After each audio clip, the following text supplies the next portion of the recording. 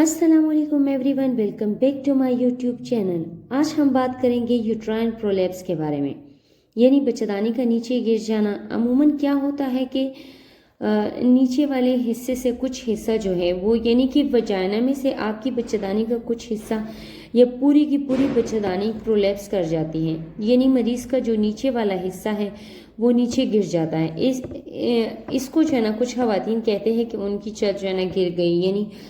या फिर मरीज़ को नीचे वाले हिस्से में बोझ महसूस होता है और नीचे गोश्तमा कोई चीज़ नज़र आती है और अगर हैंड टच करे तब भी जो है ना फील होता है कि कोई चीज़ है, ठीक है। और ये इस वजह से होती है कि ज़्यादातर जो नॉर्मल डिलीवरियाँ होती है और ज़ाहिर है इसमें जो है ना औरत को पेन लेनी पड़ती है और वो उसकी वजह से वो फुश करती है, तो या बेबी का सर जो है ना बहुत बड़ा होता है या बेबी बहुत बड़ा होता है, ठीक है। तो वो पुश करने से भी जो है ना बाहर आने के बहुत ज़्यादा चांसेस होते हैं। और ज़्यादातर ये शिकायत जो औरत नॉर्मल डिलीवरी जिनकी होती है उन्हीं को ही जो है ना ये यूट्रस प्रोलैप्स होने की शिकायत बहुत ज़्यादा होती है। अब हम चलते हैं कि प्रोलैप्स क्या होता है और ये क्यों होता है और इनकी वजूहात क्या होती हैं, और इनको जो है ना अगर यूट्रस प्रोलैप्स हो जाए तो इसको कैसे रिकवर किया जाता है और इसको कैसे ट्रीटमेंट दी जा सकती है, आज हम आपको बताएंगे। तो सबसे पहले हम बताएंगे कि प्रोलैप्स क्यों होता है। प्रोलैप्स की सबसे बड़ी वजह है कि कुछ ख़वातीन की वीकनेस होती है, यानी मस्कुलर वीकनेस होती है कुछ लेडीज़ को, और ऐसी औरत को जो है ना प्रोलैप्स होने की बहुत ज़्यादा ख़तरा होता है। और की जो बच्चेदानी है वो कुदरती तौर पर फिक्स है, यानी वो बहुत ज़्यादा मजबूत है, कुदरत ने ही ऐसी बनाई हुई है। साइडों की जो इज़ा है उसके ज़रिए पूरी लेगामेंट्स के ज़रिए इस तरह से फिक्स होती है कि नीचे आने का इम्कान ही नहीं होता। बच्चेदानी जो कि फ्लेक्सिबल है और इसमें बेबी 9 महीने तक रहता है और इसी वजह से बच्चेदानी बढ़ती भी है और अपने टाइम पीरियड्स के साथ अपनी जगह पर रहती है। जब नॉर्मल डिलीवरी के दौरान माँ जोर लगाती है, जोर लगाने के दौरान उसकी लिगामेंट जो है वो जो है ना डेफिनेटली स्ट्रेट आउट होते हैं और बच्चेदानी का कुछ हिस्सा जो है ना ड्यूरिंग डिलीवरी प्रोलैप्स करने का खतरा बहुत ज़्यादा होता है, क्योंकि जब औरत पुश करती है तो लिगामेंट्स लूज हो जाते हैं, यानी कमज़ोर हो जाते हैं। और अगर किसी औरत की डिलीवरी नहीं भी हुई, किसी बच्ची को ये प्रॉब्लम है, यानी अनमेरिड लड़कियों को भी ये प्रॉब्लम्स हो सकता है, और इसकी वजह ये है कि उनके अंदर जो कनेक्टिव टिश्यू होता है उनकी डिसऑर्डर होती है, ठीक है, जिसकी वजह से उनकी जो लिगामेंट्स है जिसने बच्चेदानी को मजबूती से पकड़ के रखना होता है। अस्सलाम वालेकुम everyone, welcome back to my YouTube channel. आज हम बात करेंगे यूट्राइन प्रोलैप्स के बारे में, यानी बच्चेदानी का नीचे गिर जाना। अमूमन क्या होता है कि नीचे वाले हिस्से से कुछ हिस्सा जो है वो यानी कि वजाइना में से आपकी बच्चेदानी का कुछ हिस्सा या पूरी की पूरी बच्चेदानी प्रोलैप्स कर जाती है, यानी मरीज़ का जो नीचे वाला हिस्सा है वो नीचे गिर जाता है। इसको जो है ना कुछ ख़वातीन कहते हैं कि उनकी छत जो है ना गिर गई, यानी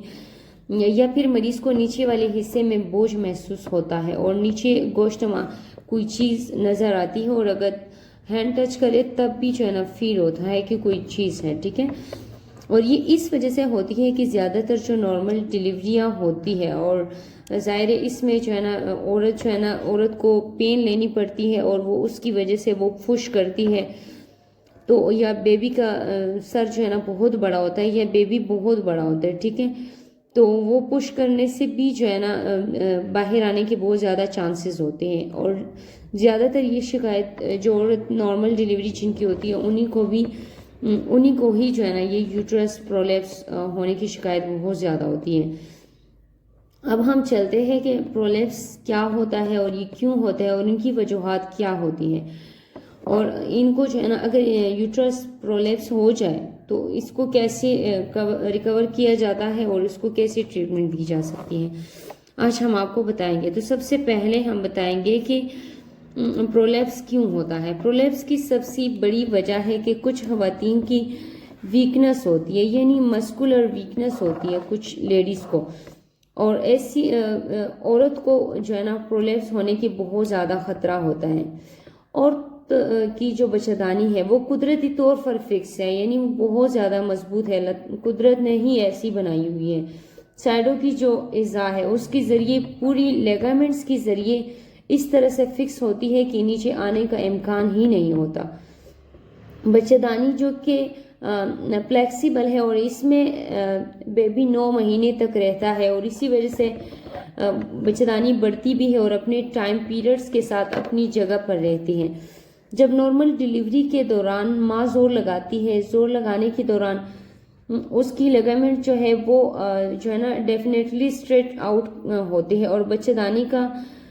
کچھ حصہ جو ہے نا ڈیورنگ ڈیلیوری پرولیپس کرنے کا خطرہ بہت زیادہ ہوتا ہے، کیونکہ جب عورت پش کرتی ہے تو لیگامنٹس لوز ہو جاتے ہیں، یعنی کمزور ہو جاتے ہیں. اور اگر کسی عورت کی ڈیلیوری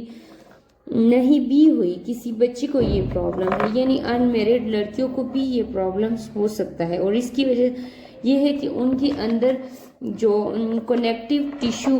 ہوتا ہے ان کی ڈس آرڈر ہوتی ہے، ٹھیک ہے، جس کی وجہ سے ان کی جو لیگامنٹس ہے جس نے بچہ دانی کو مضبوطی سے پکڑ کے رکھنا ہوتا ہے وہ آلریڈی کمزور ہوتے ہیں. ان کے اندر پیدائشی کمزوری ہوتی ہے جس کی وجہ سے لیگامنٹس جو ہے نا وہ لیک ہو جاتے ہیں اور یوٹرس پرولیپس کر جاتا ہے. اس کے علاوہ اور کون سی وجوہات ہے جس کی وجہ سے بچہ دانی پرولیپس کر جاتی ہیں؟ سو کسی بھی وجہ سے انٹرا ابڈومینل پریشرز بڑھ جائے، یعنی پیٹ کے اندر کا پریشر بڑھ جائے اور اس کی وجہ سے مریض کی بچہ دانی پرولیپس ہو سکتی ہے اگر انٹرا ابڈومینل پریشرز بڑھ جائے. انٹرا ابڈومینل پریشرز کیوں بڑھتا ہے؟ وہ اس لیے بڑھتا ہے کہ نارمل ڈیلیوری کے دوران زور لگانے سے دوسرا مطلب ایک تو ہو گیا کہ نارمل جب ڈیلیوری ہوتی ہے تو زور لگانے سے بھی پریشر بڑھ جاتے. دوسرا یہ ہے کہ جو ہے نا کسی پیشنٹس کو بہت ٹائم سے وہ کانسٹیپیٹڈ ہو، یعنی اس کو بہت ہی عرصے سے کرونک قبض ہو اور سخت پہانا آتا ہو، اور مطلب پیشنٹس کو بار بار پہانے کے لیے زور لگانا پڑے، تو اسی وجہ سے بھی جو ہے نا یہ پرابلمس ہو جاتا ہے، اور کئی دفعہ نیچے والا حصہ پرولیپس کر جاتا ہے. اس کے علاوہ اگر مریض کی پیٹ میں کوئی رسولی ہے یعنی فائبرائڈ ہے، یا پیٹ کے اندر کوئی پانی ہے، یا کوئی تیلی ہے پیٹ کے اندر، یا پھر جو بڑی سائز میں ہوتی ہو، یا اگر ٹیومرز وغیرہ بنے ہوئے ہیں تو اس کی وجہ سے بھی جو ہے نا نیچے والے اعضاء کے اوپر پریشر پڑتا ہے، تو اس وجہ سے بھی یہ جو یوٹرائن پرولیپس ہے یہ ہو جاتا ہے. اور انٹرا ابڈومینل پریشر جب یہ بڑھاتی ہے اور اس کی وجہ سے بچہ دانی کی جو ہے نا وہ پرولیپس کر جاتی ہے کیونکہ دباؤ پڑتا ہے. اس کے علاوہ اگر مریض کو کرونک کف ہے تو بار بار کھانسی کرنے سے جو لیگامنٹس ہے وہ ویک ہو جاتے ہیں اور یوٹرس پرولیپس ہو جاتا ہے. تو بہت زیادہ اگر کسی پیشنٹس کو کئی عرصے سے کھانسی ہو رہی ہے تو یہ بہت ڈینجرس ہو سکتے ہیں اور ٹائم پہ اس کا ٹریٹمنٹ کروانا چاہیے.